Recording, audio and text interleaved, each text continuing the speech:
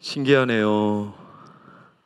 늘 유튜브로만 보다가 이곳에 서게 되니까 역시 사람은 믿어야 해요.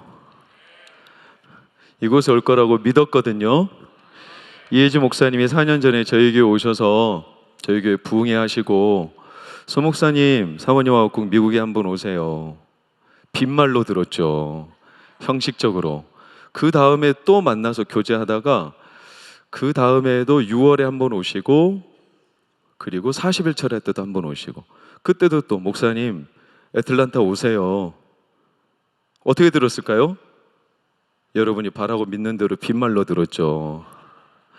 제 상황이 그런 상황이 아니었어요. 사실은 아내가 암 투병 중이었고, 그걸 어떻게 미국까지 여러분, 제가 이번에 미국에 와보니까 좀 과장해서 천국 가기보다 더 힘들더라고요.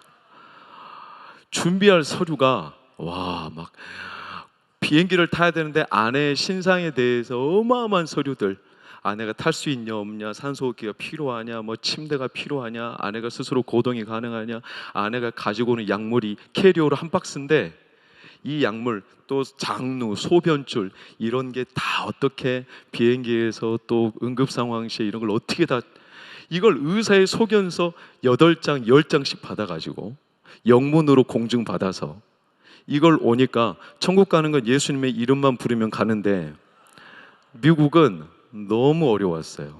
근데 왔어요.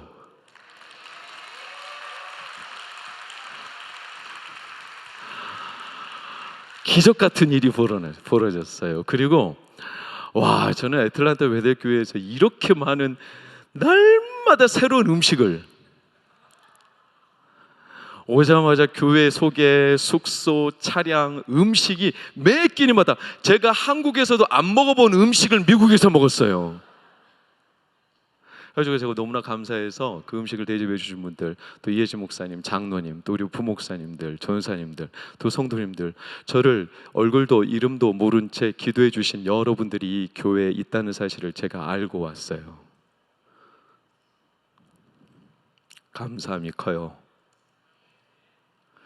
그래서 제가 사실은 갚을 게 없어요. 저 돈 없어요. 그래서 제가 이제 기도하고, 또 제가 오늘과 또 내일 모레 주일을 저도 다양한 음식을 먹었는데 나도 똑같은 설교 울겨 먹지 말고 여러 편이라도 하자. 그래서 이제 말씀을 섬기게 되었어요. 여러분, 이왕 왔으니까 은혜 꼭 받아 가십시오.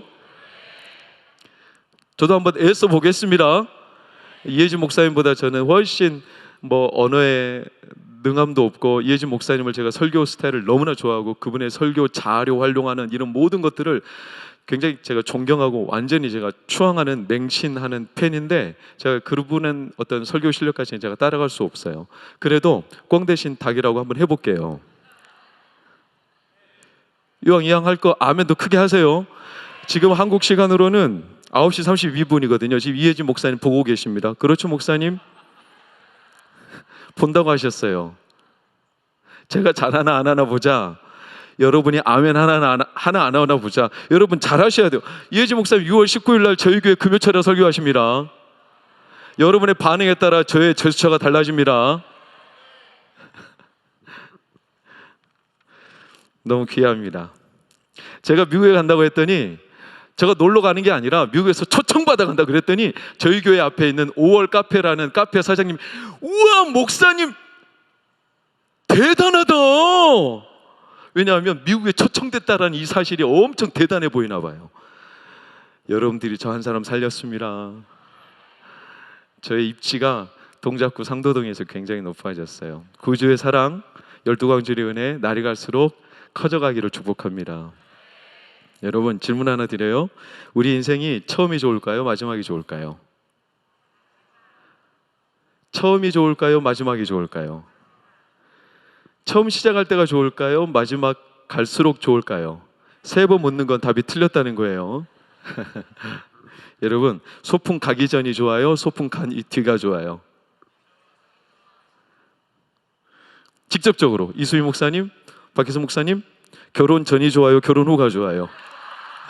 빨리 대답하세요. 후가 좋습니까? 아멘 할렐루야. 저한테 물어보세요. 결혼 후가 훨씬 좋습니다. 아멘 할렐루야. 제 아내가 지금 온라인으로 보고 있어요. 우리는 날이 갈수록 좋아질 거라고 생각하는데 놀랍게도 우리의 삶이 약간 매너리즘이 있을까요? 엔트로피 법칙, 엔트로피 그쵸, 물리학 떨어지는 법칙 파괴된. 그래서 그런지 놀랍게도 우리는 갈수록 좋아질 거라고 생각하는데 갈수록 흥이 떨어집니다. 이게 우리의 현실이죠. 은혜가 바닥이 나요. 저는 애틀란타 이제 다음 주 화요일 날 나가요. 제 얼굴이 아쉬워 보이세요? 아쉬워 보이세요? 너무 아쉽습니다. 갈수록 좋거든요. 그러나 진짜 그럴까요? 좀 더 살아보면 어떨까요? 여러분은 저는 여행 와서 좋지, 여러분이 계속 살아보니까 진짜 갈수록 좋던가요? 여러분 어때요?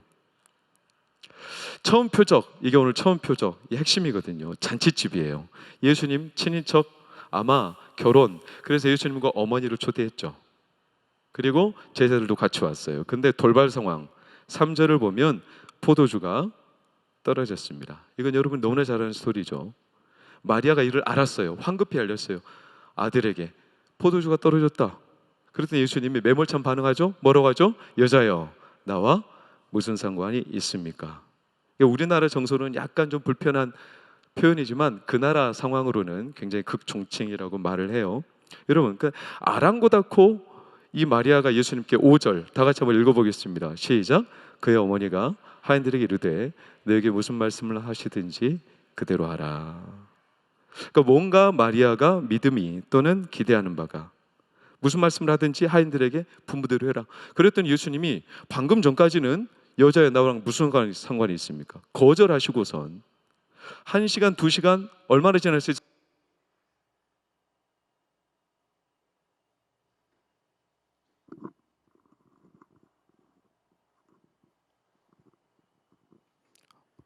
네.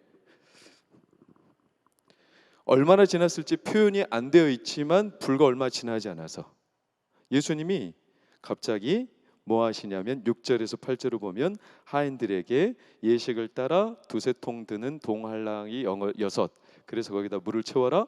아귀까지, 그러니까 끝까지 채워서 어디 갖다 줘라? 연회장에 갖다 줘라. 그러니까 잔치하고 있는 곳에 갖다 줘라. 그러니까 거절하실 때가 바로 직전인데 예수님이 갑자기 급선회하시더니 물을 채워서 갖다 주라는 거예요. 그래서 결과는 우리가 너무나 잘 알죠. 9절 10절 한번 보겠습니다. 연회장은 물로 된 포도주를 맛보고도 어디서 났는지 알지 못하되 물도온 하인들은 알더라. 그래서 연회장이 신랑을 불렀어요. 10절 시작. 말하되 사람마다 먼저 좋은 포도주를 내고 취한 후에 낮은 것을 내거늘 그대는 지금까지 좋은 포도주를 두었도다 하니라. 이게 이제 우리가 오늘 이제 찬양도 이수영 목사님 너무나 뜨겁게, 저는 이 설교를 할 때마다 항상 이 찬양을 해주시는데 오늘처럼 이렇게 쌈박하게 부른 교회는 제가 오늘도 처음이에요. 락 버전으로. 그러니까 우리는 포도주가 되었다는 이 사실에 굉장히 많은 감동, 와 대단하다 이렇게 하지만 사실 예수님의 공생애 중에 이 물이 포도주가 된 사건을 11절을 보면 처음 표적이래요. 첫 표적. 어디서 행했죠? 가나라는 동네. 그러니까 가나라는 데에서 처음 표적. 여러분, 예수님이 이 땅에 오셔서 처음으로 행하신 결정타. 예수님이 이 땅에 오신 이후에 가장 중요한 첫 단추죠. 첫 단추는 그 사람, 그 일생, 그 사람이 이 땅에 와서 행하는 일의 방향타를 결정하는 사건이라 할 수 있죠. 그래서 처음 표적이에요. 그러면 이게 처음 표적, 시간으로 우선되기 때문에 처음 표적인가? 아니면 기적의 범위, 기적이 굉장히 세가지고, 그러니까 다른 기적에 비해서 이 기적이 엄청난 거죠. 이런 여러 가지 방면에서 왜 처음 표적을 물이 포도주가 된 걸 했느냐? 여러분, 만약에 처음 표적을 오늘날로 의역해서 말하면 신문지상에 헤드라인 뉴스라고 할 수 있어요. 그러니까 신문에 헤드라인 뉴스가 떴어요. 그래서 전국에 알린 거예요. 자, 헤드라인 뉴스는 뉴스 기사거리가 세야 될까요? 약해야 될까요? 세야 되겠죠. 세야 되겠죠. 그래야 헤드라인이 될 수 있는 거예요. 여러분, 그럼 물이 포도주가 된 것은 기적이 셀까요? 약할까요? 셀까요? 약할까요? 셀까요? 세 번 물은 것은 틀렸다는 거예요. 셀까요? 약할까요? 약하죠. 여러분, 물론 우리는 이건 기상천외하다. 물이 어떻게 포도주 화학적으로 이게 가능한 일이냐? 그러나 제가 물을 몇 모금 마셔서 제 입술이 여기에 닿고 여기에 이제 이물질이 약간 첨가돼서 이걸 한 1년 정도 놔뒀더니 물에도 이상한 유기체들이 떠 다니더라고요. 변할 수 있긴 있어요. 포도주까지는 아니지만. 여러분, 집에 다 사과가 하나 있겠지만 우스갯소리인데, 사과를 파인애플로 만드는 방법이 뭐죠? 사과를 한 입 베어요. 그러면 파인애플이 되잖아요. 애틀란타가 이 정도 수준이군요. 알았어요. 이제 오늘 유머 코드를 알았어요. 그러니까 물이 포도주가 된 거 세요. 그러나 예수님의 기적 중에 이보다 센 기적 많아요, 적어요? 많죠. 들어보세요. 또 뭐? 오병이요. 어마어마하지 않아요? 또 뭐 있어요? 나사로. 그렇죠. 죽은 사람을 살리는 게 물이 포도주 되는 것보다 엄청 세지 않습니까? 그럼 만약에 첫 포도주, 첫 표적, 그러면 약간 좀 센 거, 진짜 예수님이 이 땅에 와서 사람들이 입 쩍 벌을 정도, 그 정도 기적을 해야 되는데, 이 기적을 가지고 처음 표적, 이건 조금 약해요. 그러면 처음 표적으로 기적의 세기가 아니다. 그러면 적어도 이 기적을 많이 알면 돼요. 헤드라인 뉴스 많이 봐야 돼요. 그렇죠? 여러분, 유튜브가 대략 어마어마한 사람들의 히트가 되려면 몇만이 나와야 되냐면 대략 100만 이상은 나와야 돼요. 그렇죠? 그럼 이제 이건 엄청난 뷰. 그래서 사람들이 그 유튜브는 굉장히 유명한 영상이 되겠죠. 자, 그러면 오늘 포도주 사건은 몇 명이 알까요? 9절을 봐볼까요? 9절. 녹색만, 노란색만 시작. 자, 몇 명이 알죠? 하인들만. 그러니까 몇 명인지는 몰라요. 그러나 하인들이 많아봐야 뭐 열댓 명? 그럼 이 사건을 아는 사람은 고작에 열댓 명. 이거 가지고 헤드라인 뉴스 할 수 있어요? 이거 가지고 유튜브 대박 났다 말할 수 있어요? 없죠. 그러면 왜 물이 포도주가 된 사건이 처음 표적이냐? 아니, 기적의 세기가 센 것도 아니고, 아니 이게 뭐 구독자가, 즉 본 사람이, 아는 사람이 많은 것도 아닌데 왜 이게 처음 표적, 예수님의 첫 단추냐? 여러분, 우리는 물이 포도주가 된 거에 너무나 많은 집중을 하지만 사실 포도주의 세기, 그리고 아는 사람, 구독자 수, 이게 기적의 처음 표적의 요건이 아니라면 오늘 본문의 포인트는 물이 포도주가 되는데 있지 않아요. 그게 중요한 사건의 실마리가 아니에요. 오늘 표적의 실마리는 잔치집에 초점이 있어요. 뭐예요? 잔치집.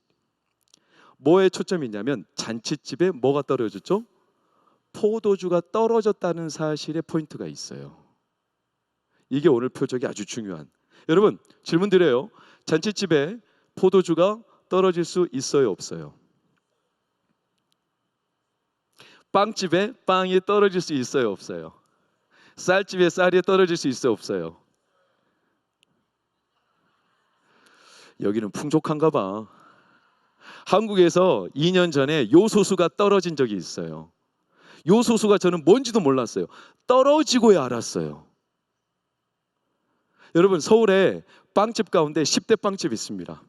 자, 슬라이드 영상을 빠르게 보여드릴 테니까 기억해 보세요. 제가 부릅니다. 사진 넘어갑니다. 후딱 보세요.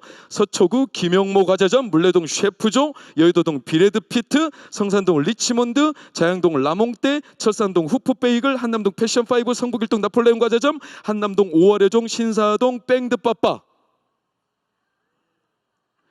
이게 서울의 10대 빵집이에요. 이 중에 제가 자양동에 있는 라몽떼라는 과자점을 찾아간 적이 있어요. 지금부터 12년 전에 아내가 빵을 너무나 좋아해요. 그래서 그 바쁜 토요일 날 아내의 빵을 사기 위해서 설교 준비하는 시간을 최대한 단축하고 토요일 날 오후 1시에 1시간 교통체증 뚫고 자양동까지, 그리고 갔더니 빵이 떨어졌어요. 이미 떨어졌어요. 그래서 자양동 라몽떼 간판이 솔드아웃 되어 있어요. 내일 오래요. 빵 만들어질 때까지. 빵집에 빵이 떨어질 수 있다, 없다? 있다. 아쉽지만 그럼 솔드아웃 내 걸어라. 떨어진다.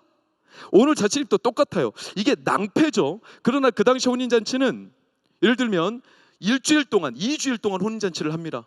하객들이 몇 명이 올지 예측이 안 될 수도 있고 더 많은 사람이 와서 포도주가 떨어졌을 수도 있겠죠. 예산이 부족했을 수도 있겠죠. 어쨌거나 떨어지면 안 돼요. 결례예요. 엄청나게 큰 민폐예요. 그러나 떨어질 수 있어요.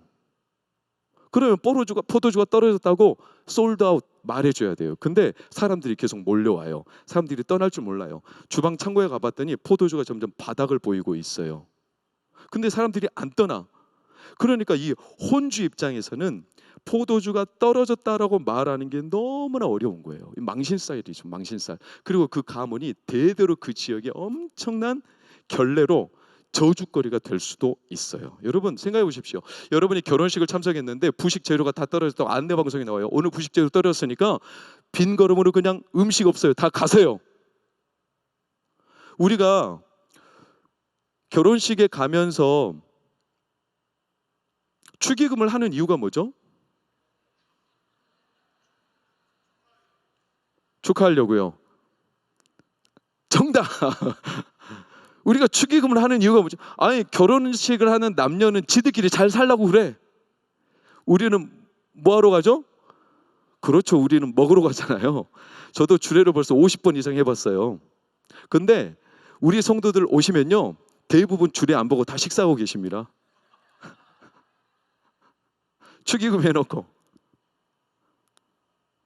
식사하러 가잖아요. 식사해야 돼요. 그거 당연한 거죠. 아니 결혼하는 남녀야 자기들끼리 잘 살겠지. 우리나라도 만약에 부식 재료가 떨어지면 이거 엄청난 낭패고 민폐인데 그 나라 그 동네에서 평생 이제 소문거리 민폐 그 가문의 엄청 큰 망신살이에요. 여러분 그러니까 이제 혼주가 이 포도주가 떨어졌다는 사실을 말하기가 쉽지 않아요. 그래서 뭐가 시작되냐면 기적이 시작되는 거예요. 어떤 기적? 예수님이 물로 포도주로 만드는 기적 말고 잔치를 이어가야 돼요. 근데 포도주가 필요해요. 근데 창고에는 포도주가 있다 없다? 없다. 조금밖에 없다. 자, 조금밖에 없는데 손님들은 많다. 그러면 조금밖에 없는 포도주를 가지고 뭘 해야 되죠? 양을 늘려야 돼요. 양을 늘려야 돼요. 자, 조금밖에 없는 포도주 양을 늘리려면 어떻게 해야 될까요? 어떻게 해야 될까요? 다 해보셨잖아요. 물을 섞어야죠. 물을 섞어야죠. 여러분 사람들이요 처음에는 포도주의 맛을 따져요. 그러나 시간이 지나면 인사불성 돼가지고 나중에는 맛을 별로 따지지 않습니다.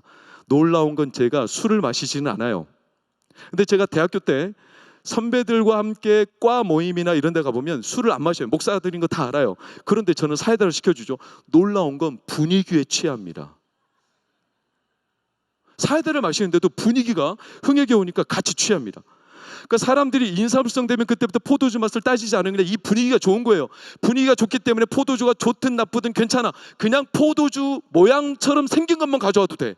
그래서 포도주가 처음에는 좋은 건지 모르지만 시간이 지날수록 물을 섞어서 양을 늘려요. 그러니까 처음에는 포도주가 굉장히 진했지만 물을 섞어서 물 2, 포도주 8 이것도 모자라. 그러니까 진액 5, 물 5 이것도 모자라. 그러니까 물 8, 진액 2 점점 섞어요. 그래서 우리가 흔히 마시는 선키스트나 델몬트 같은 포도 주스가 돼요. 사람들이 상관한다 안 한다? 안 해요. 왜?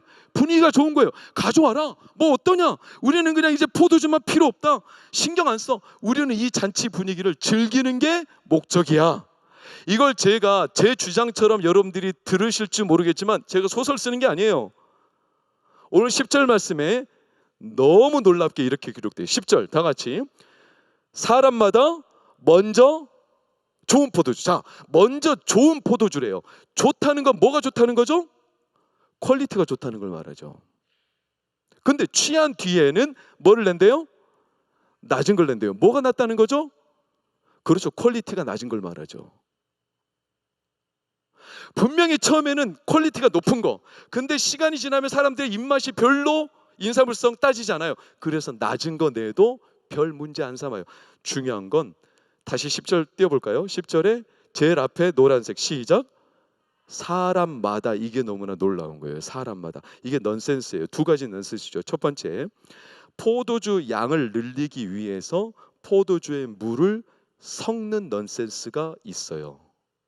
근데 더 놀라운 건 사람마다 다 그런데요. 그 동네. 이게 관용, 통용. 이걸 다 안다, 모른다? 알고 있다는 거예요. 다 알면서도 속아 넘어간다는 거예요. 왜? 너희도 그러고 나도 그러고 우리 다 그런 거 아니야? 왜? 포도주가 떨어질 수밖에 없잖아. 언제까지 좋은 포도주를 내? 이 질 높은 포도주 내려면 예산이 얼마나 많이 들어가야 되는데. 그러니까 너도 그래 나중에 좀 질 나쁜 건 내. 나도 그럴게. 서로 나쁜 포도주, 물 섞은 포도주, 퀄리티가 낮은 걸 내는 걸 알면서도 그 낮은 포도주의 입맛이 변하는 걸 알면서도 그냥 사람마다 넘어가요. 왜? 포도주가 떨어지는 게 당연한 거니까. 속아 넘어가요. 이게 잔칫집에서 벌어지는 두 가지 넌센스예요. 물을 섞어버리는 넌센스. 두 번째, 물 섞인 포도주인데도 속아 버리는 넌센스.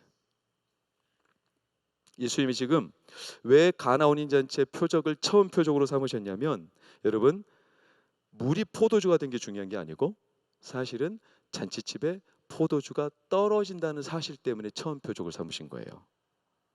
즉, 더 이상 처음에 기쁨이 있다 없다? 없대요.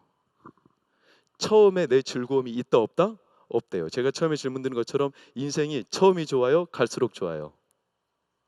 여러분, 처음 예수 믿을 때가 가슴이 뜨거웠어요? 지금이 뜨거워요? 여러분 어때요?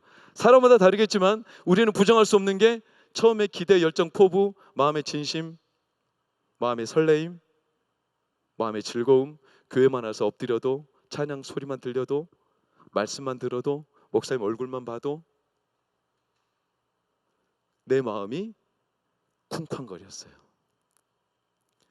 날이 갈수록 그러던가요? 우리 인생이 잔치집과 똑같대요. 여러분, 그래서 성경에 시편 104편 15절을 보면 포도주를 기쁨으로 상징하는데 전도서 7장에서는 잔치집을 인생으로 비유하고 있어요. 잔치집에 포도주가 있어야 되는데 놀랍게도 잔치집에 포도주가 떨어진다는 거예요. 갈수록 바닥날 때가 온다는 거예요. 근데 사람들은요 이걸 알아요. 그래서 더 놀라운 건 그 처음에 포도주 맛이 없어. 그래서 이걸 유지하고 싶어. 내가 믿음 생활하고 있다는 걸 유지하고 싶어요. 내가 아직까지도 믿음이 정정하다는 걸 유지하고 싶어요.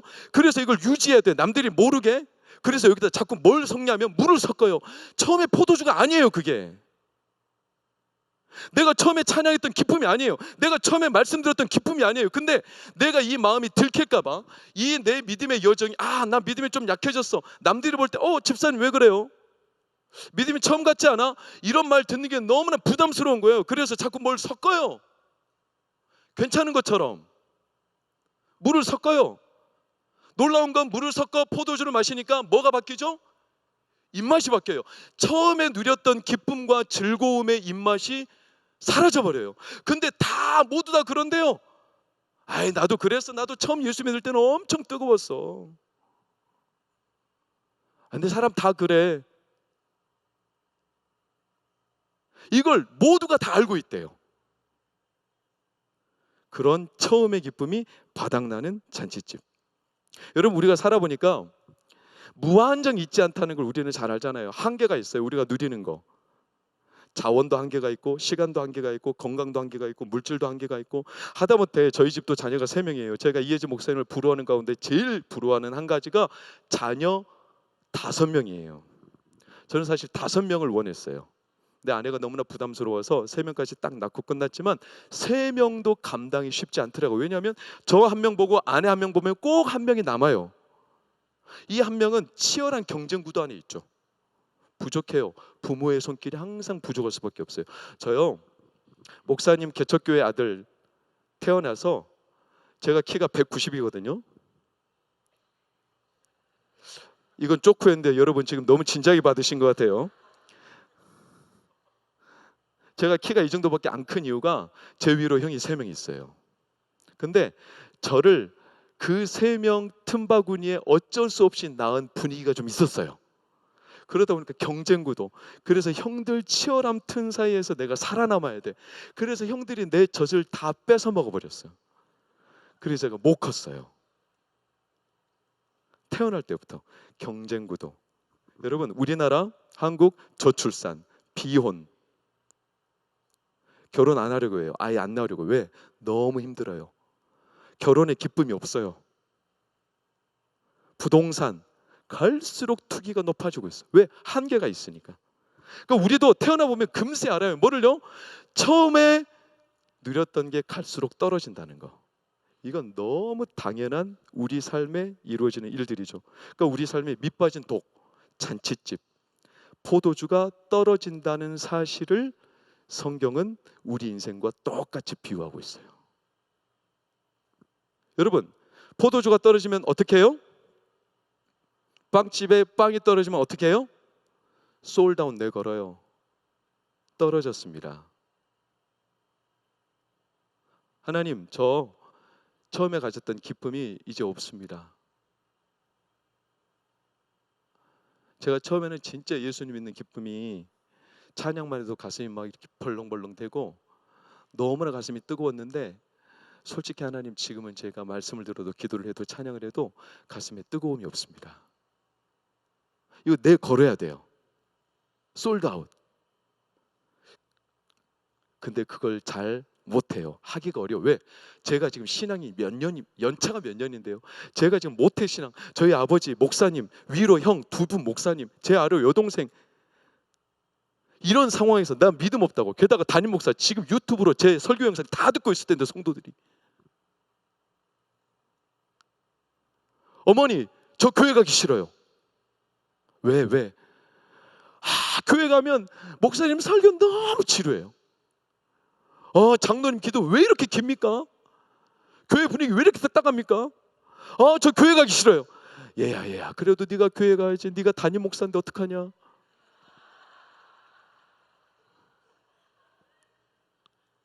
담임 목사도 떨어진대요. 뭐가? 그 기쁨과 감흥이에요. 이걸 집중하고 있어요. 근데 이걸 인정하기 쉽지 않아요. 왜? 내 신앙의 연차, 내 신앙의 지금까지 사람들이 바라봐온 시선, 눈. 그래서 나 믿음 없어요. 나 이제 기쁨이 없어요. 더 이상 지탱하기가 쉽지 않아요. 이렇게 솔다운 내거는 게 너무나 어려워요. 여러분, 왜 예수님이 가나 혼인잔치에 오셨는가? 여러분에게 오늘 단도직입적으로 질문하고 계세요. 여러분이 예수님이 주셨던 그 포도주 맛을 느낀 때가 언제였는가? 언제였는가? 마치 포도주가 바닥나고 있는데 이제는 입맛이 바뀐, 그래서 물을 섞어서 마시는 포도주인데도 전혀 아랑곳하지 않는. 여러분, 어떤 식당에 갔더니 식당의 음식 맛이 바뀌었다. 누가 바뀐 거죠? 주인이 바뀐 거예요. 만약에 내 인생에 맛이 바뀌었고 내 인생에 기쁨이 바뀌었다. 내 인생의 주인이 바뀐 거예요. 그래서 맛이 더 이상 예전의 맛을 유지하지 못해요. 예수님은 그거 지금 주목하고 계세요. 포도주가 떨어진 잔치집. 왜 가나 혼인잔치의 그 처음 표적, 우리 인생에 포도주가 떨어진 거. 그럼 이실 짓고 해야죠. 나 바닥났어요. 예전의 기도, 예전의 말씀, 예전의 찬송, 저 너무나 즐거웠는데 하나님, 이제 제가 잘 안 돼요. 제가 안식을 갖고 미국에 와보니까 이제는 조금 알 것 같아요. 하나님을 내가 언제 제일 뜨겁게 믿었던지. 담임 목사 하다 보니까요, 담임 목사 저는 지금 8년 차거든요. 근데 어쩔 수 없이 해야 될 때 있을까요, 없을까요? 있죠. 은혜가 바닥났는데 강단에 서야 돼요. 은혜가 바닥났는데 기도 인도해야 돼요. 은혜가 바닥이 안 나야 되죠. 늘 충만하면 좋죠. 저도 늘 마음이 뜨거우면 좋아요. 진짜 뜨거웠어요. 저도 한때는 너무 뜨거웠어요. 가슴이요, 하나님 이름만 불러도요 가슴이 막 뜨거웠어요. 시골교회에서 혼자 지낼 때, 아버지 밑에서 그렇게 혼자 지낼 때, 다 떠나고 나면 주일 저녁에 그렇게 적적하고 마음이 울적한데 혼자서 그 맨바닥에 앉아서 2시간 3시간을 혼자서 찬양하고 혼자서 하나님 이름만 부르면 가슴이 그렇게 뜨거웠던 때가 20대 중후반이었어요. 가슴이 그렇게 뜨거웠거든요. 근데요, 시간이 지나니까 이 마음이요, 나도 모르게 그 맛을 잃어가고 있다는 사실을 부정하기가 쉽지 않아요. 여러분, 포도주가 떨어진 잔칫집. 왜 이곳에 하나님이 처음 표적을 행하셨을까? 어쩌면 이 자리에 계신 분들은 다 처음 표적이 있을 텐데 그 처음 표적에 대한 맛을 아실 텐데 오늘 밤 오셔서 하나님께 그 은혜를 구하고 계실 텐데 주의 이름으로 축복합니다. 여러분, 오늘 밤에 비록 저의 부족한 설교라도 이 밤에 하나님께서 여러분 가정, 여러분의 삶, 여러분의 인생의 잔치집에 들어가셔서 포도주 맛을 회복시켜 주시기를 축복합니다. 저희 아버지는 목사님이세요. 완도 아세요? 완도 고군면에서 태어나셨어요. 8남매, 원래 10남매였는데 두 분은 어린 시절 너무 이제 그때 당시 많이 죽으셨죠. 건강이 약하고 그래서 두 분은 먼저 돌아가시고 8남매 중에 장남이세요. 완도, 여러분 완도는요 섬이죠. 지금은 다리가 낮았지만 완도 충무리에서 크셨는데 왜 충무리일까요? 충무하면 누가 떠오르세요? 이순신 떠오르죠. 충무공 이순신. 그래서 이순신을 섬기는 사당이 저희 할아버지 바로 뒷산 중턱에 있었어요. 그러니까 섬은 지금도 우상 문화가 어마어마한데 우리 할아버지는 그 사당 밑에 불신 가정, 그 중에 장남, 예수 믿기 너무 어려운 가정. 근데 그런 아버지가 중학교 2학년 때 예수님을 믿고 가슴이 뜨거워버린 거예요. 그래서 서원해서 뭐라고? 목사가 되겠다고. 그래서 고군면에 있는 충무리 덕동교회를 다니셨는데 중학교 때 혼자 뜨거워가지고 새벽기도 막 수요 예배, 주일 예배, 할아버지는 안 된다 막 핍박하고 그러지만 그렇게 열심히 뜨거워서 다니셨어요.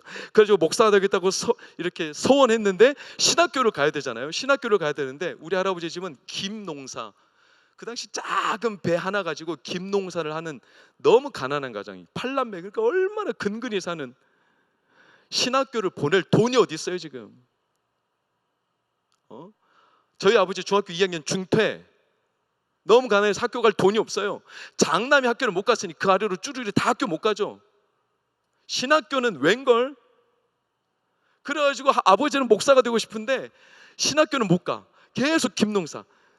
허튼 소리 하지 마. 집안 살림이나 열심히. 그래서 열심히 김농사를 아버지 옆에 돕는데 그해 이제 아버지가 열심히 돕다가 이제 군대도 다녀오고 할아버지 농사를 돕는데 그해 김농사가 흉년이 됐어요. 흉년. 그래가지고 아버지가 이 흉년의 시기도 할아버지 농사를 열심히 돕는데 그해 덕동교회가 재건축을 한대요. 약간 부흥이 돼서 교회를 건축한다니까 아버지 가슴이 얼마나 뜨거웠던지 교회를 건축하는데 자기가 뭔가 보태주고 싶은 거예요. 근데 신학교도 갈 돈 없는 이 어려운 가정에서 무슨 돈 헌금을 하겠어요. 그래가지고 뭘 해볼까 그렇게 고민하다가 그해 김농사가 흉년이라 아버지가 할아버지한테 이런 부탁을 했어요. 돈은 안 되고 자기가 몸으로 떼어야 되겠는데 직접 공사를 도와야 되겠는데 보통 건축할 때 옆에다가 거푸집 와시밭 쳐가지고 그 위에 올라가서 미장도 하고 뭐 이렇게 벽돌 쌓고 하는 거 아시죠? 뼈대 세우는 거. 그걸 해야 되는데 너무나 시골교회 어려우니까 이 와시밭도 설치할 돈도 없고 갖고 막 이 목재를 갖다가 대야 되는데 이런 것도 없어요. 그래서 아버지가 머리를 썼어요. 김농사 할 때 바다 한가운데 가면 이 김을 널기 위해서 꽂아 놓는 큰 기둥 같은 막대가 있어요. 김농사가 그의 흉년이라 아버지가 이 김 세우는 기둥을 갖다가 좀 쓰겠다고 그랬어요. 할아버지가 그래 올해 뭐 김농사도 안 되는데 남은 기둥 갖다 써라. 그래서 아버지가 이 기둥을 뽑아다가 교회 옆에 와시바를 치고 그 위에다가 판자 깔고 교회 건축을 하고 그의 겨울을 마치고 김 기둥을 다시 갖다 꽂았어요. 그의 김 농사 흉년이에요. 그 당시 김 한 톳이면 김이 몇 장인 줄 아세요? 100장이죠. 김 한 톳이면 100장입니다. 한 톳이 쌀, 그러니까 10톳, 김 한 톳에 100장인데 10톳, 100장이 쌀 한 마리였어요. 그러니까 10톳, 100장이 1000장이 쌀 한 마리고 이게 100톳이면 쌀 한 가마였어요. 그러니까 쌀 100톳, 아니 김, 나도 헷갈리네. 김 몇 톳? 100톳. 100톳이면 쌀 한 가마였어요. 어마어마하게 비싼 시절이죠. 김 흉년이었어요. 김 기둥 다시 갖다 꽂아놓고 아버지가 다시 교회 건축을 하려고 갔는데 그해 앞집, 옆집, 뒷집 다 김 흉년이에요. 근데 놀랍게도 그해 저희 할아버지 집만 김이 무려 25,000톳이 나왔어요. 그럼 쌀이 몇 가마냐면 250가마예요. 오늘날 돈으로 환산하니까 무려 7천만 원 정도가 돼요. 와, 잘하시네요. 7천만 원. 할아버지가 이걸 보고 깜짝 놀랐어요. 이거는 자기가 한 게 아니라는 거예요. 이건 누가 봐도 자기 노력으로 한 것도 아니고 앞집, 뒷집, 옆집 다 농사가 안 되는데 왜 우리 집만 김이 이렇게 많이 나왔냐. 그래서 그해 할아버지가 아버지 신학교 가라고 돈을 주셨어요.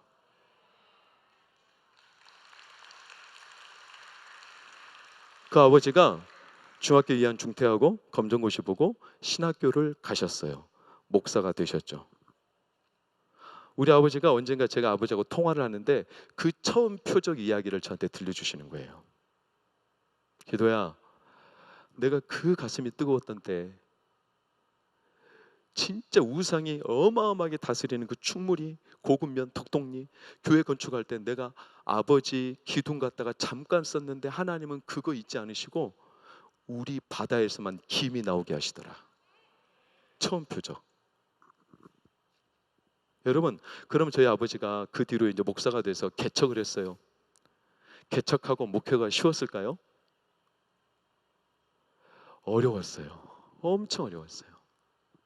이혜진 목사님 아버지 목회 이야기도 들으셨겠지만 저희 아버지도 시골교회 개척하시고 고생 엄청나게 많이 하셨어요. 그런데 이 처음 표적에 대한 가슴에 뜨거움이 있어요.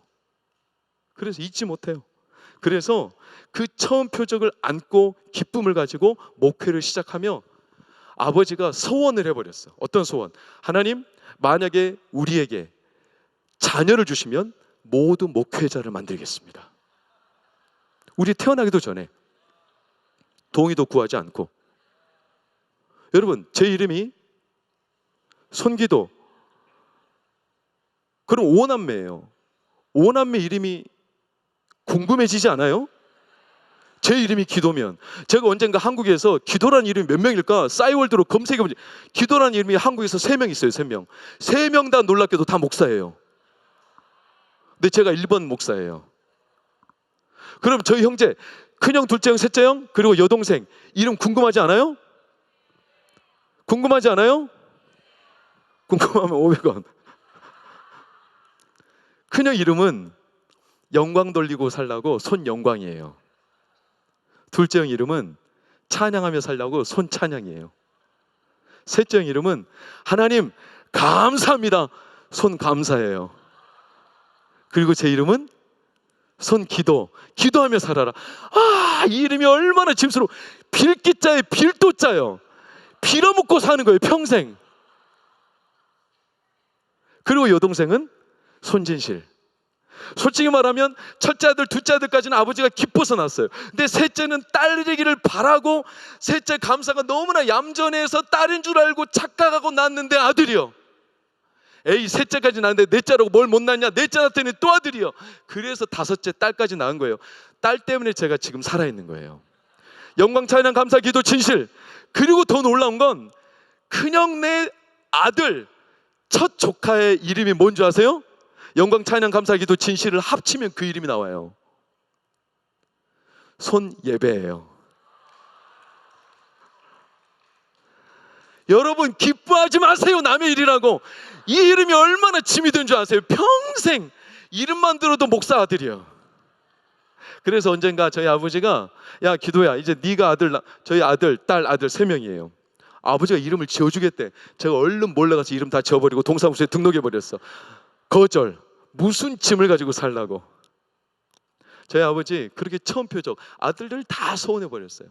사실 저희 아버지 무정자증이에요. 불임이에요. 6년간 아이 못 가져요. 무정자예요, 무정자. 근데 아이를 달라고 소원 기도하고 하나님 앞에 처음 표적 주셨잖아요. 그리고 40일 금식 기도 들어가셨어요. 놀랍게도 5명을 주셨어요. 하나님은 살아계세요. 그래놓고 우리를 소원해버렸잖아요. 목사 만들어야 돼. 어떻게 하는지 아세요? 노트가 있어요. 손용광 노트, 손찬영 노트, 손감사 노트, 손기도 노트, 손진실 노트가 있어요. 지금도 영광에 가면 저희 아버지 서재에 노트가 다 있어요.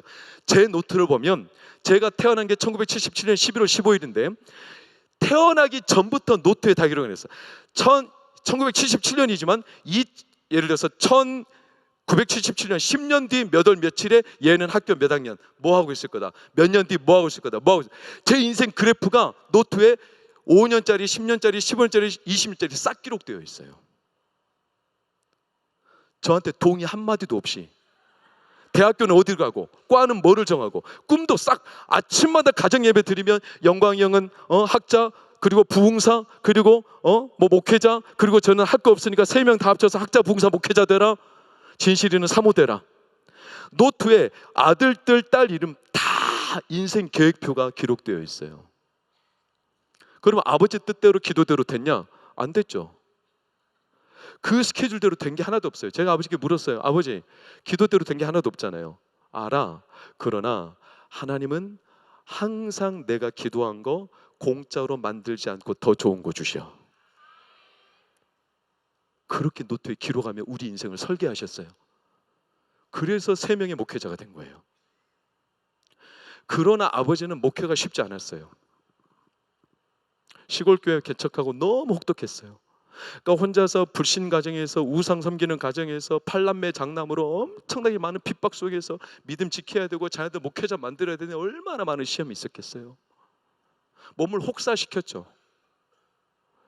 아버지는 저희 임신하기 전에 40일 금식을 한 번 하셨지만 그 뒤로도 목회를 50년 동안 하시면서 40일 금식을 4번을 더 하셨어요. 틈만 나면 광주 무등산 기도원 올라가서 금식하셨어요. 저는 그때 아버지가 금식하던 모습을 지금도 잊을 수 없어요. 아버지는 풍치가 이만하신데 금식하고 난 뒤에 삐쩍 꼴른 모습을 보고 제가 지금도 가슴이 그때 아버지 인상이 지워지잖아요. 아버지는 주일날 아침마다 금식을 하셨어요. 무슨 일만 터지면 금식하셨어요. 그래서 아버지가 금식한 일수가 달력에 다 기록되어 있어요. 아버지가 평생 동안 금식한 일수가 2000일이 넘어요. 대단한 게 아니라 아버지는 힘드셨어요. 처음 표적 그 장말이 기둥을 갖다가 꽂아서 엄청난 김 수확을 거두고 목회자가 되고 하나님의 소원대로 자녀들을 목회자 만들기 위해 목회하기 위해 엄청나게 노력을 하며 처음 표적이 있고 가슴이 뜨겁지만 세월을 살아보니까 개척교회 보니까 성도들 섬겨보니까 이게 쉽지 않은 거예요. 너무 어려워요. 갈수록 처음에 열정과 기쁨과 설레임과 기대와 소망과 믿음이 갈수록 쭉쭉쭉쭉 떨어지는 거예요. 이걸 버티는 게 쉽지 않아요. 그래서 40일 철회를 밥 먹듯이 했어요. 매일 저녁 12시면 교회 나가세요. 교회 나가서 강단에서 무릎 꿇고 아침 8시까지 강단을 지키세요. 평생 몸을 혹사시켰죠. 그래서 지금은 한쪽 눈은 실명이 됐고 한쪽 눈은 15% 남았어요. 온몸이 망가졌어요. 어머니는 그 아버지를 내조하기 위해 아침 저녁 겨울 낮 그리고 뭐 여름 할 것 없이 계속 아버지 곁에 같이 새벽기도 철야기도 어머니도 몸이 상해서 어느 날 겨울에 빙판을 내려오시다가 거기서 쓰러져서 20분 동안 혼절한 채 얼굴이 돌아가서 구안화사 지금도 얼굴이 원래대로 돌아오지 않고 계세요. 너무 어려운 시절 처음 표적이 있지만 그 표적을 갖고 평생을 산다는 건 쉽지 않았어요. 왜? 우리 인생이 그렇잖아요. 그렇게 살아온 아버지, 우리 가정의 1세대 믿음의 텃밭. 어쩌면 여러분 이민사회에서 살아내는 거 쉽지 않죠. 처음에는 기대, 설레임, 믿음 생활 너무 즐거움으로 왔겠지만 이 생활이 점점 떨어지는 건 우리 부정하지 못하죠.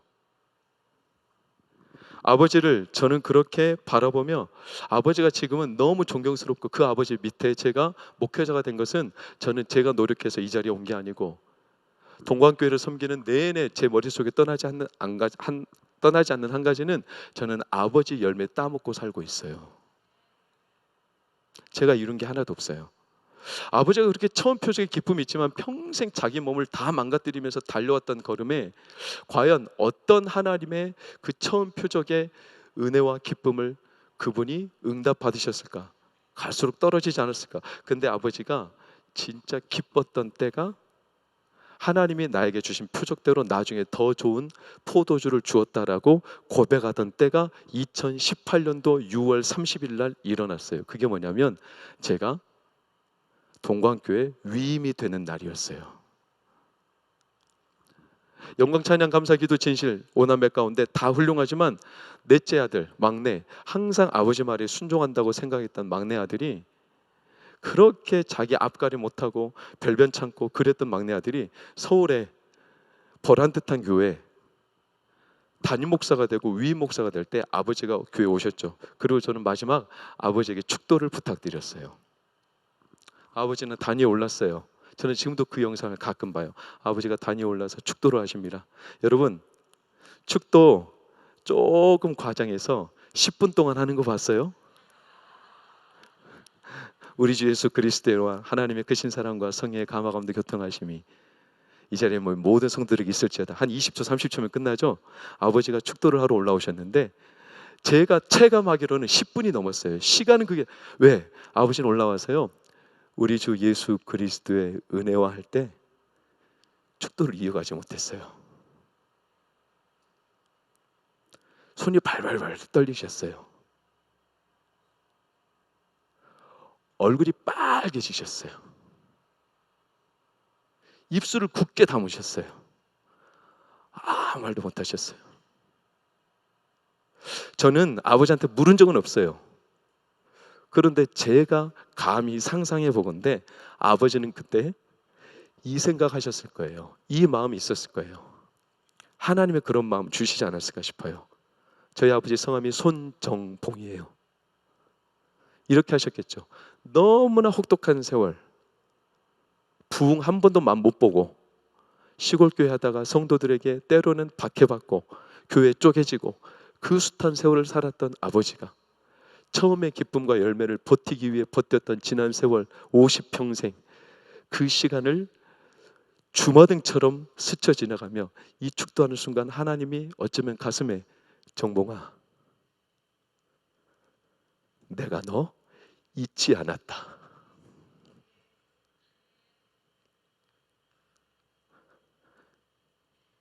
그러지 않았을까 싶어요. 그래서 아버지는 축도하는 내내 훌쩍이셨어요. 말을 못 잇고. 사랑하는 여러분, 우리의 헌신에 공짜는 없어요. 공짜가 없어요. 어쩌면 우리 이 자리에 있는 분들은 이민사회 1세대, 이제 2세대, 3세대 우리 부모님 세대들은 다 처음 표적을 보신 분들이죠. 그렇지 않아요? 그 기쁨과 그 감동 안고 이 자리까지 왔죠. 근데 살아보니까 이걸 유지하는 게 너무 어려워. 처음 포도주를 잃어버렸어요. 처음에 느꼈던 그 기쁨과 즐거움이 이제 안 느껴져요. 어느 순간 가슴이 메말랐어. 여러분, 왜 예수님이 가나 혼인잔치에 처음 표적으로 오셨겠어요? 아시는 거예요. 뭐를요? 내 안에 기쁨이 사라진다는 걸. 저도 목사인데 기쁨이 없어요. 가끔 사라진다는 걸 아세요. 하나님, 저 진짜 뜨거웠었는데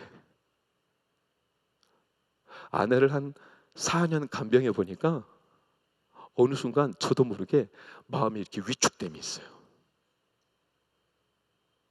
이걸 깨고 기계를 떨쳐서 하나님을 마음껏 찬양하며 뭔가 하고 싶은데 그러지 못해. 왜냐? 목사라. 교회에서 제가 막 엉엉 울고 무릎 꿇고 기도하면 성도들이 걱정하니까 그러지도 못해. 내 입장을 누구에게 하소연도 못해. 그래서 제가 너무나 감사했던 건 아틀란타 베드로교회 와가지고 금요철에 와서 화수목금 참석하면서 저기 무릎 꿇고 혼자 앉아서 엉엉 울었어요. 왜? 우리 교회에서 못하는 거. 하나님 뭐라고 기대냐면 저 아내 간병하는 거 너무 힘들어요. 간병 그만두게 해주세요. 이게 아니라 제 기도 제목당 하나님 이거 저 감당할 수 있도록 제 마음에 기쁨을 좀 주세요. 제 가슴에 포도주 떨어지지 않게.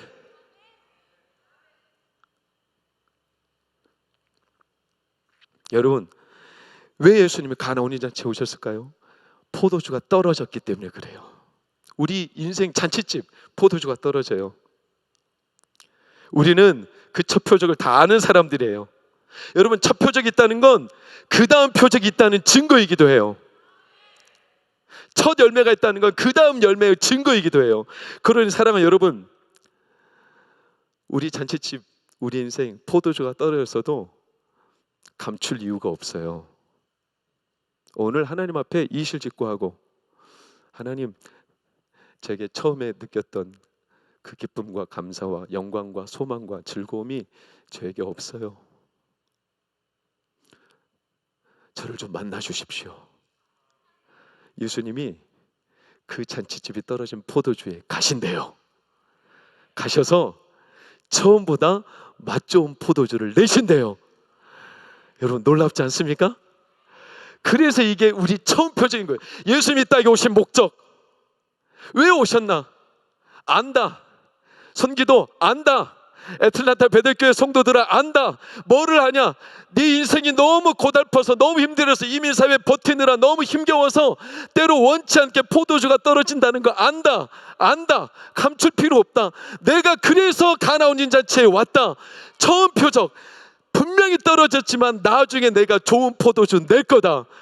낼 테니까 그 포도주 맛을 나에게 다시 회복시켜 주신 하나님을 신뢰하도록 오늘 우리에게 이 표적을 주신 거죠. 여러분, 이 표적이 회복되기를 축복합니다. 우리가 예수 믿는 것, 그래서 후회하지 않을 만큼 하나님이 복되게 하실 겁니다. 오늘 여러분 기도하실 때 여러분 마음을 다해서 여러분이 갖고 있던 첫 표적이 회복되기를 축원합니다. 그 마음의 처음 마음, 나에게 주셨던 처음 감동, 설레임, 내가 예수 믿게 된 거 너무나 감사합니다. 저 평생 동안 예수 믿고 사는 거 후회하지 않겠습니다. 이 마음의 감동과 감사가 하나님과 진짜 첫사랑이 오늘 밤 다시 회복되는 은혜가 있기를 예수 이름으로 축원합니다. 우리 찬양하며 기도하겠습니다.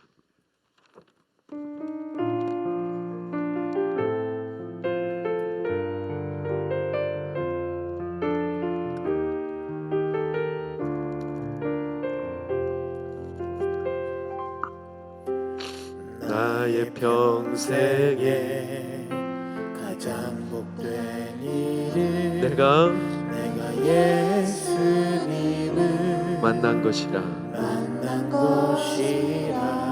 나의 평생에 가장 잘한 일은 내가 예수님을 주로 섬긴 것이라. 이 세상 살 동안 이 세상 살 동안 내가 겪는 길이 때론 험하여서 넘어질 때도 주의 강한 손이 나를 붙드시니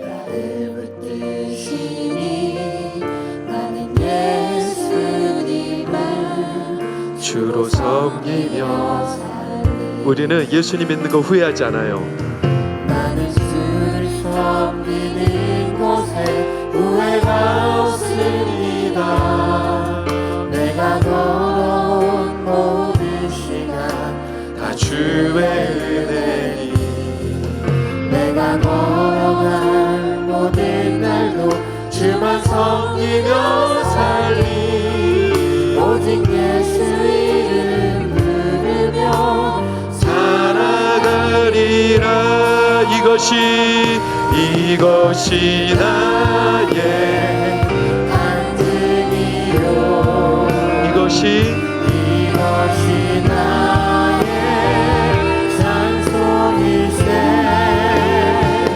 나 사는 동안 끊임없이 구주를 찬송하리. 이것이 나의 간증이요.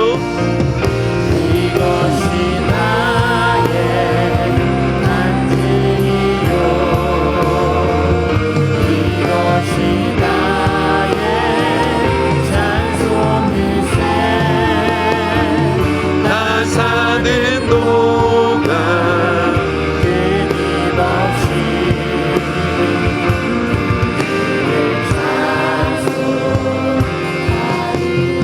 나는 주를 섬기는 것에 나는 주를 섬기는 것에 후회가 없습니다.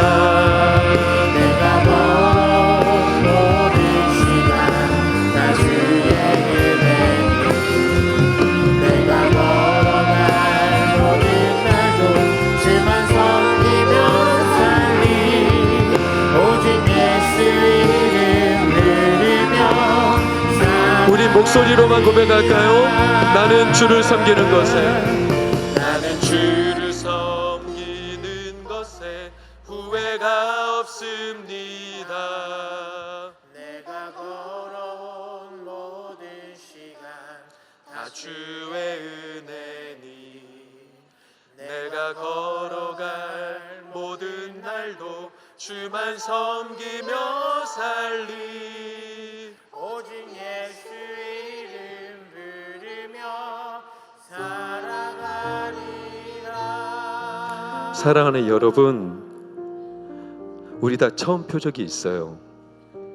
살다 보니까 맛이 잃어버리거나 또 맛이 변했죠. 그러나 다 있어요. 하나님이 아신대요. 그래서 가나 혼인잔치에 오셨답니다. 잔치집에 포도주가 떨어진다는 사실을 예수님이 아셨답니다. 그걸 감출 필요가 없답니다. 우리 인생이 그 맛이 떨어진다는 거 예수님이 잘 아셔서 처음 오신 곳이 포도주 떨어진 잔치집. 내 인생. 여러분, 이 밤에 기도할 때 여러분 가슴에 하나님과의 첫사랑, 그 처음의 표적, 나를 향했던, 기도할 때 찬양할 때 말씀, 하나님과 함께했던 시간이 그렇게 뜨겁고 즐거웠던 여러분의 가슴에 남겨진 그 흔적과 첫사랑이 회복되기를 축원합니다. 우리 가정의 그 처음의 포도주가 이제 날이 갈수록 더 좋은 포도주로 여러분 안에 회복되기를 축원합니다. 이 시간에 성령께서 내 마음을 주장하사 내 영혼을 새롭게 하사 내 마음에 하나님의 기쁨이 회복되게 하여 주옵소서. 하나님과 영적인 교제가 다시 뜨거워지게 하여 주옵소서. 내 영안을 열어 주옵소서. 내 영적인 맛을 회복시켜 주옵소서. 우리 다같이 주여 부르고 기도하며 나아갑시다. 주여. 아버지 하나님, 이 밤에 성령께서 우리 가운데 일하시며 다스리시며 우리 가운데 통치하신 하나님을 신뢰합니다. 하나님, 우리 사랑하는 애틀란타 베들교회 모든 성도들 가운데 이 시간 가슴을 뜨겁게 하나님이 이들에게 주신 하나님의 그 처음 사랑과 첫 은혜와 하나님의 처음 표징의 은혜와 기적과 감동과 기쁨과 설레임이 우리 가운데 다시 회복되도록 주장하여 주시옵소서. 우리의 사랑하는 귀한 성도들의 마음의 삶의 은혜 인생 여정 가운데 때때로 내가 원치 않을 만큼 힘겨운 삶이 나를 덮습니다. 나도 모르게 무너집니다. 맛이 사라집니다. 내 영혼이 하나님 앞에 달이 갈수록 하나님 아버지 점점 부매해갑니다. 하나님, 오늘 이 밤 나의 영혼을 여시고 나의 입술을 여시고 나의 생각을 여시고 내 영혼의 기쁨을 다시 회복시켜 주시옵소서. 하나님과 영적인 통로가 다시 회복되게 하여 주옵소서. 성령으로 충만하여 성령이 주신 은혜 가운데 내 심령이 살아나고 우리 영혼이 살아 숨쉬는 이 밤이 될 수 있도록 축복하여 주옵소서. 성령 하나님 충만하게 다스리시고 하나님을 섬기는 것에 후회가 없습니다. 하나님 아버지, 주님의 은혜와 사랑을 감사드립니다. 하나님 아버지, 오늘도 귀한 말씀을 통해서 다시 한번 주님과의 만났던 첫 사랑을 다시 한번 아버지 떠오르게 하시니 감사드립니다. 내 안에 다시 한번 그 기쁨이 넘치게 하여 주시고 그 기쁨으로 말미암아 주님을 믿는 것에 하나님 우리가 더욱더 열심을 내며 나아갈 수 있도록 다시 한번 우리의 마음 가운데 성령 하나님 있게 하여 주시고 우리의 마음을 다시 한번 뜨겁게 하여 주시옵소서. 주님을 향한 뜨거운 열심과 하나님 주님을 향한 뜨거운 아버지 그 사랑을 가지고 하나님 이제는 정말 다른 것이 아닌 온전히 주님만 바라보면서 나아갈 수 있는 우리의 삶의 여정이 될 수 있도록 하나님 아버지 주님 무장하시고 함께하여 주시기를 간절히 소망합니다. 주님 아버지, 우리를 붙잡아 주시옵소서. 다시 한번 회복되게 하여 주시옵소서. 주님 붙잡아 주시옵소서. 주님 인도하여 주시옵소서. 오늘 특별히 귀한 목사님을 통하여서 다시 한번 우리가 잃어버렸던 그 주님과의 만났던 그 첫사랑 다시 떠오르게 하시니 감사를 드립니다. 특별히 목사님 잠깐 짧게 간증하셨는데요. 우리 사모님 또 투병중 가운데 또 옆에서 또 관화하시고 또 여러 가지 목회하시는데 정말 힘든 순간들도 있을 텐데 하나님 주님께서 감당할 수 있는 힘을 주시고 하나님 그 가운데 정말 기쁨 있게 하여 주시고 하나님 다시 한번 놀라운 기적을 행하여 달라고 우리 목사님과 특별히 우리 사모님의 하나님 회복을 위해서 또 하나님 섬기고 있는 우리 동강 장로교회를 위해서 이 시간 다 함께 주어진 기도 점을 생각하시면서 주여 한번 해주시고 통성으로 기도하겠습니다. 주여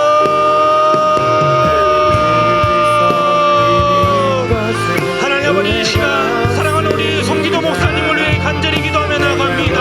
하나님 아버지 주님께서 하나님 우리 목사님을 하나님 아버지 목회자로 불러주시고 귀한 사명을 주셨는데 지금까지도 주님의 은혜 가운데 주님께서 주신 그 첫 표조, 첫 포도주, 첫 사랑을 통하여서 지금까지 아버지 묵묵히 목회 여정을 달려오고 계신 줄 믿습니다. 하나님 그렇지만 하나님 뜻하지 않는 어려움과 하나님 아버지 그 환경 가운데서도 다시 한번 하나님 아버지 주님을 만나 그 기쁨을 잃어버리지 않도록 하나님 주님께서 목사님 가운데 다시 한번 기쁨 있게 하여 주시고 감당할 수 있는 새 힘을 허락하여 주시옵소서. 하나님 목사님 가운데 하나님 아버지 주님께서 더욱더 강한 발로 하나님 아버지 독수리가 날개쳐 올라가듯이 하나님 새 힘을 허락하여 주시옵소서. 하나님 또한 우리 윤치원 사모님 하나님 주님께서 더욱더 강하게 하나님 역사하여 주시옵소서. 세상적으로는 아무리 불가능할 것 같다라고 할지라도 하나님 우리는 주님께서는 능히 모든 것들을 행하실 수 있는 하나님 전지전능하신 분을 내가 믿습니다. 하나님 우리 사모님에게 기적을 행하여 주시옵소서.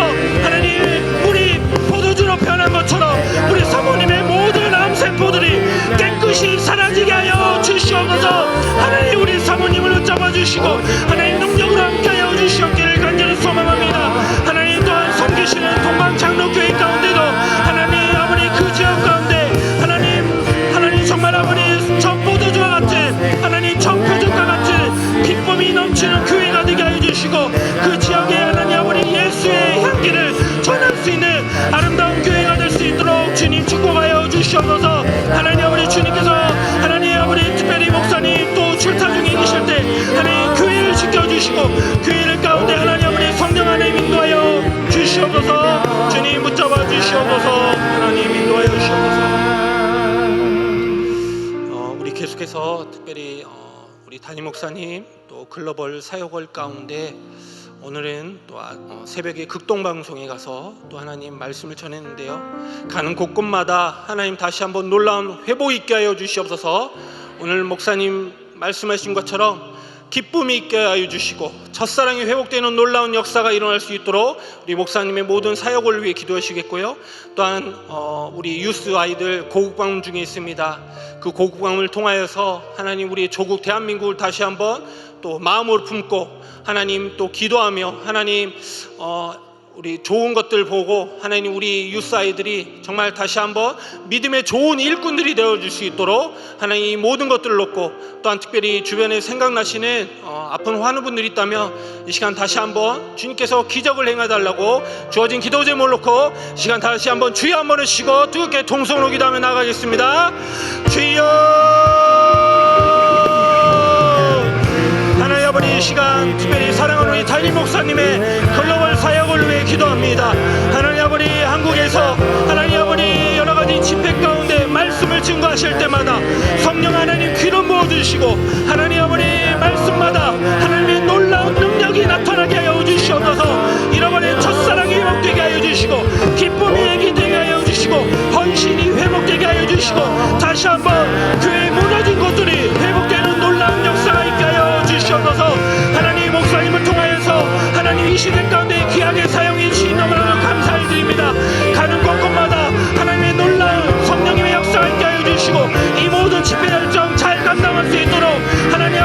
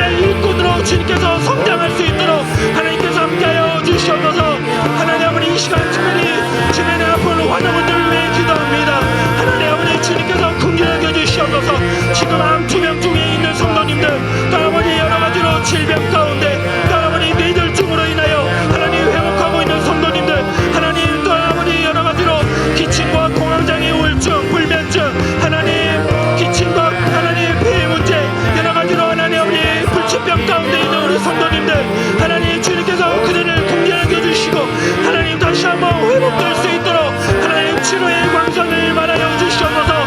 그저 우리는 주님을 믿고 기도할 뿐입니다. 하나님 아버지, 주님 아버지 기도할 때 하나님이 역사하실 줄 믿습니다. 하나님을 간절히 우리가 뜨겁게 부르짖는 우리 모두가 되길 간절히 소망합니다. 주님께서 역사하여 주시고 함께하여 주시옵소서. 하나님의 능력만을 구합니다. 주님 아버지 속히 임하여 주시고 하나님 만방이 하나님 주님의 놀라운 살아계심을 보게 하여 주시옵소서.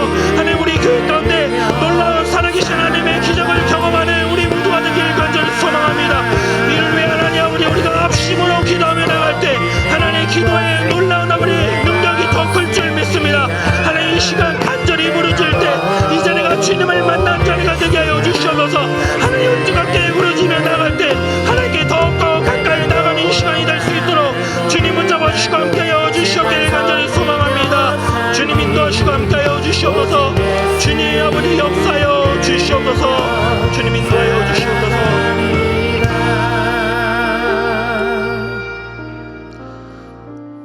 살아계신 하나님 아버지, 주님의 은혜를 감사를 드립니다.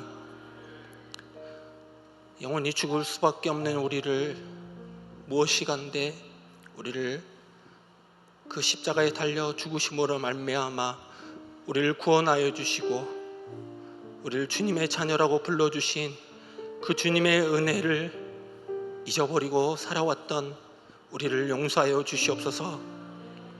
주님과 만났던 그 첫사랑을 잊어버린 채 적당히 세상과 타협하며 믿음 있는 척하였던 우리들의 모습을 주님 용서하여 주시옵소서. 이제는 다시 한번 그 주님과 만났던 그 간절함, 뜨거움, 그 기쁨이 우리 가운데 회복이 되게 하여 주시고 이제 남은 평생을 온전히 주님 바라보면서 주님을 위해 열심으로 살아가기를 간절히 소망합니다. 주님 우리 가운데 찾아오셔서 우리를 만나주시고 다시 한번 회복시켜 주시옵소서. 이제는 우리 구주 예수 그리스도의 은혜와 하나님 아버지의 극진하신 사랑하심과 성령님의 감화감동 인도하심이 예수님과 만났던 그 첫사랑을, 예수님과 만났던 그 첫 표적, 첫 포도주, 그 기쁨과 감격을 다시 한번 회복되어져서 이제는 온전히 주님만 바라보면서 주님을 향해 열심히 달려가겠다라고 다짐하며 나아가는 우리 모든 성도님들 머리 위에 지금부터 영원토록 함께 하시기를 간절히 축원하옵나이다. 아멘.